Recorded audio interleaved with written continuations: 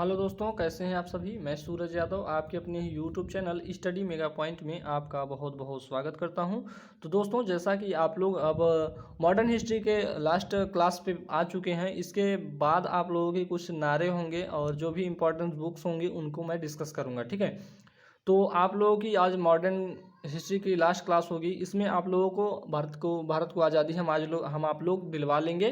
ठीक है, यानी भारत की आज़ादी तक आज हम लोग पढ़ लेंगे। ठीक है, उसके बाद जो भी आप लोगों के डाटा होंगे, जैसे कि महत्वपूर्ण नारे होंगे, किसने कौन सी योजना लाई, ये सारी चीज़ों को मैं एक एक करके इंपॉर्टेंट बुक्स को, इंपॉर्टेंट नेशनल पार्क्स, इन सभी चीज़ों को हम डिस्कस करेंगे नेक्स्ट लेक्चर में। ठीक है, तो आज के सेशन को आप ज़्यादा से ज़्यादा शेयर कर दीजिए दोस्तों। आज की जो क्लास होगी माउंटबेटन से होगी, और मैं आप लोगों को फिर से बताना चाहूँगा, ये क्लास आप लोगों के UPPCL JE, SSC JE, RRB JE आदि एग्ज़ाम जो आपके वनडे एग्ज़ाम है उनके लिए यह इंपॉर्टेंट होगा। ठीक है, तो आज की क्लास को हम डिस्कस कर लेते हैं। आज की क्लास को हम यहाँ पे पढ़ेंगे माउंटबेटन योजना।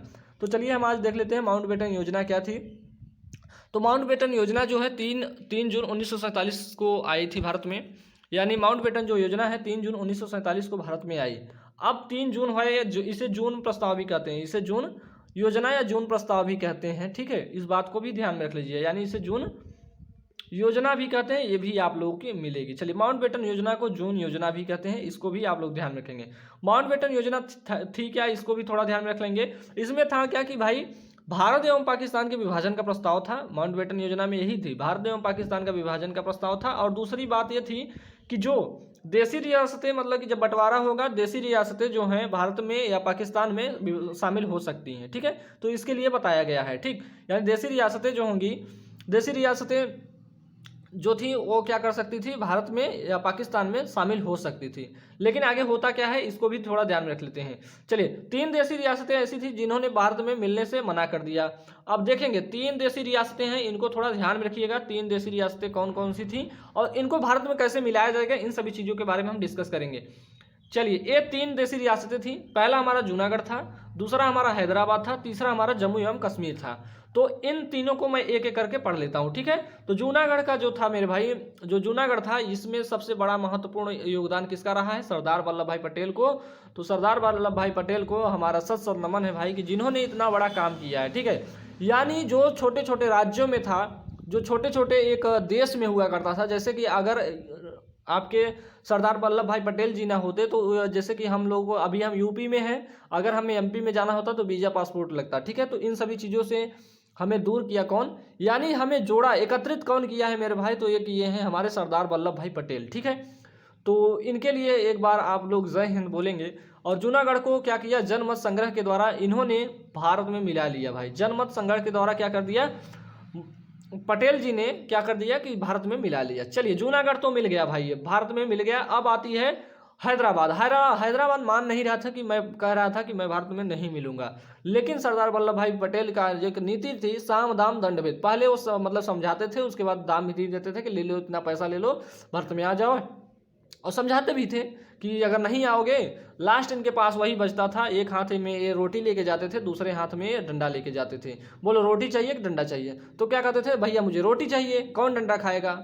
ठीक है, तो हैदराबाद में क्या हुआ, पुलिस कार्रवाई, इसलिए नहीं मान रहा था, कहे रुको बेटा मैं आपको मना लूंगा। ठीक है, पटेल जी ने कहा रुको बेटा मैं आपको तो मना ही लूंगा, कैसे भी करके मैं आपको मना ही लूंगा। तो जो पटेल जी हैं, इन्होंने क्या किया, पुलिस कार्रवाई कर दी हैदराबाद पे। ठीक है, तो पुलिस कार्रवाई के द्वारा क्या किया, इस पे भी अपना अधिकार ले लेते हैं। ठीक है, तो इसको भी आप यहाँ पे जो हैदराबाद है, यहाँ पे ऑपरेशन पोलो को चलाया जाता है, और इसे हैदराबाद को भी भारत में शामिल कर लिया जाता है।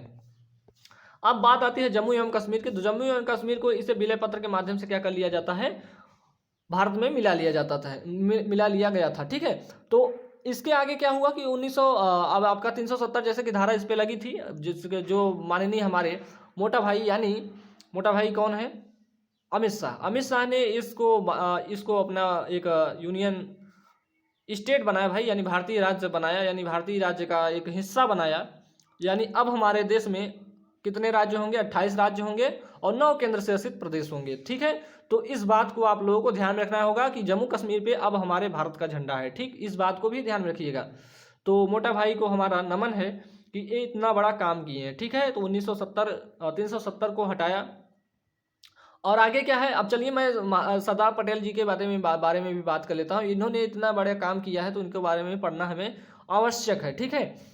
तो सरदार वल्लभ भाई पटेल की जयंती को हम एकता दिवस के रूप में मनाते हैं। क्यों मनाते हैं भाई? जैसा कि आप लोगों को मैंने बताया कि इन्होंने जितने भी रियासतें हैं, जैसे आपका जैसे आप लोगों का हिमाचल प्रदेश हो गया, जैसे कि आपका अरुणाचल प्रदेश हो गया, असम, दिसपुर, जो भी चीज़ें हैं, जितने भी राज्य हैं, जितने भी राज्य हैं आपके, जितने भी स्टेट हैं, इन्होंने क्या किया, सबको एकत्रित किया भाई। यानी इन्होंने सब क्या किया, यूनियन बनाया, यानी सबको एक बनाया, ठीक। तो इनके इनके यूनियन मतलब कि क्या कहा जाता है, इनकी जयंती के रूप में हम क्या बनाते हैं, इनकी जयंती के रूप में हम भारतीय एकता दिवस के रूप में मनाते हैं। इनकी जयंती को हम भारतीय एकता दिवस के रूप में मनाते हैं। इस बात को थोड़ा ध्यान में रखेंगे, ठीक है भाई। चलिए इस पॉइंट को ध्यान में रखेंगे। ये कई बार आपसे पूछा जाता है कि भारतीय एकता दिवस कब मनाया जाता है, तो आप लोग बता देंगे 31 अक्टूबर को भारतीय एकता दिवस मनाया जाता है। कई बार पूछा जा चुका है, कई कॉम्पिटेटिव एग्जाम में पूछा जा चुका है, ठीक है। तो इसको ध्यान में रखेंगे आप लोग, ठीक। चलिए, सरदार वल्लभ भाई पटेल की अभी मूर्ति भी बनी है। कहाँ बनी है आप लोग जानते होंगे, गुजरात में बनी हुई है। और सरदार वल्लभ भाई पटेल की जो मूर्ति है, इसका नाम है क्या, स्टैचू ऑफ यूनिटी। इसकी जो ऊंचाई है कितनी है, 182 मीटर ऊंचाई बनाई गई है। यह भारत की सबसे ऊंची मूर्ति है, ठीक है। इस बात को भी ध्यान में रखेंगे। और ये कहाँ पे बनाई गई है, नर्मदा नदी के किनारे बनाई गई है। इस बात को भी आप लोग ध्यान में रखिएगा मेरे भाई। चलिए, तो आज के सेशन में हम इसके आगे थोड़ी बातें और कर लेते हैं। भारत को आज़ादी तो दिलवाना ही है हमें भी। 1947 15 अगस्त 1947 को भारत को आज़ादी मिल जाती है भाई। माउंटबेटन योजना के सारे कार्य होने के बाद भारत को आज़ादी मिल जाती है। यानी उधर पाकिस्तान का बंटवारा भी हो जाता है, ठीक है। और देसी रियासतों को भी भारत में मिला लिया जाता है। जैसे कि आप लोगों को बताया, जूनागढ़ था, हैदराबाद, जम्मू एवं कश्मीर था। इन तीनों को क्या कर लिया गया, भारत में मिला लिया गया। अब पाकिस्तान को तो एक तरफ कर दिया गया था, ठीक है। अली जिन्ना ये नहीं चाहता था कि जम्मू एवं कश्मीर भारत में मिले, ठीक है। वह चाहता था कि जम्मू एवं कश्मीर को हम अपने तरफ ले लें, ठीक है। तो वो ये सभी चीज़ों पे अभी ये आप लोगों का जो क्या कहते हैं, पाकिस्तान का विवाद होता रहता था, वो इसी को लेके होता रहता था, ठीक है। तो इस बात को आप लोग ध्यान में रखेंगे भाई। आगे क्या हुआ कि 15 अगस्त 1947 को भारत को आज़ादी मिल जाती है। और पाकिस्तान की जो आज़ादी है 14 अगस्त 1947 को हो जाती है, ठीक है। यानी अपना पाकिस्तान जो है, पहले भारत का ही हिस्सा था एक पाकिस्तान जो है ये, लेकिन बंटवारे के बाद क्या हुआ, यह अलग हो गया। 1947 को भारत और पाकिस्तान का बंटवारा होता है। और इस बंटवारे को महात्मा गांधी जी नहीं चाहते थे। इस बात को भी ध्यान में रखिएगा कि महात्मा गांधी जी अली जिन्ना से बोले कि आप भारत में शासन कर सकते हो, यानी भारत में अपनी सरकार बना सकते हो, लेकिन आप बंटवारे की बात ना करिए। ये आप लोगों को बता दूं कि माउंटबेटन से भी महात्मा गांधी जी ने बातें की, लेकिन जो सरदार पटेल थे, पंडित जवाहरलाल नेहरू थे, ये महात्मा गांधी से बहुत गुस्सा होते हैं कि ये क्या कर रहे हैं, कि अली जिन्ना को भारत में शासन करने के लिए क्यों बोल रहे हैं ये। लेकिन ये लोग नहीं चाहते थे। लेकिन सरदार ये सब मतलब जैसे सरदार वल्लभ भाई पटेल हुए, अली जिन्ना हुए, अली जिन्ना अगर सरदार भाई पटेल को कुछ मतलब इनके अंडर में पावर होता तो ये पाकिस्तान को बंटवारे को ना करते, ठीक है। इनको मार के इधर उधर करके ये भारत में मिला ही रहता, ठीक है। तो इस बात को भी ध्यान में रखिएगा आप लोग, ठीक।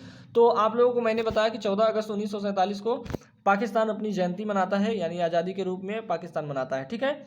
चलिए, भारत एक कई बार पूछा जाता है, भारत के पहले प्रधानमंत्री कौन हैं, तो आप लोग बता दीजिए, पीटी नेहरू जी हैं। और पाकिस्तान के प्रथम यानी पहले प्रधानमंत्री कौन थे, लियाकत अली खां बने, ठीक है। तो इस बात को भी ध्यान रखना। और अली जिन्ना की जो चाह थी वो अपना पूरा कर लेता है। चलिए, वो चाहता था मैं पाकिस्तान का गवर्नर जनरल बनूं, ठीक है। वो पाकिस्तान का भी गवर्नर जनरल बनना चाहता था, लेकिन वो हिंदुस्तान में रहना ही नहीं चाहता था। इस बात को भी ध्यान रख लीजिए आप लोग, ठीक है। वो पहले से ही एक अलग देश की मांग कर रहा था, जिसे आप लोग पाकिस्तान जानते हैं, ठीक है। तो वो पहले से ही इसके बारे में सोच रहा था कि मुझे अलग एक राज्य चाहिए। तो वो एक थ्योरी भी देता है, द्विराष्ट्र थ्योरी भी देता है, यानी एक देश में दो द्विराष्ट्र मतलब होता है कि दो राष्ट्र हों, एक ही देश के दो राष्ट्र हों, ठीक है। तो यही सिद्धांत देता है अली जिन्ना ही देता है, ठीक है। तो इसको भी आप लोग ध्यान रखेंगे। तो अली जिन्ना को पाकिस्तान का गवर्नर जनरल बनाया जाता है, इस बात को भी ध्यान रखें। मोहम्मद अली जिन्ना को कायदे आजम के नाम से भी जाना जाता है। अली जिन्ना ने द्विराष्ट्र थ्योरी भी दिया था, ठीक है मेरे भाई। तो इस बात को ध्यान में रखेंगे। और इसके नेक्स्ट वाली क्लास जो होगी महत्वपूर्ण नारे से रिलेटेड होगी, और इसका पीडीएफ आप लोगों के टेलीग्राम चैनल पे मिल जाएगा, ठीक है मेरे भाई। इसका पीडीएफ जो है, पीडीएफ के लिए आप लोग टेलीग्राम चैनल को ज्वाइन कर लेंगे, पीडीएफ टेलीग्राम, ठीक है। पीडीएफ के लिए क्या ज्वाइन करेंगे, टेलीग्राम को ज्वाइन कर लेंगे। ठीक है, इस बात को थोड़ा ध्यान में रखेंगे आप लोग, इस बात को ध्यान में रखेंगे।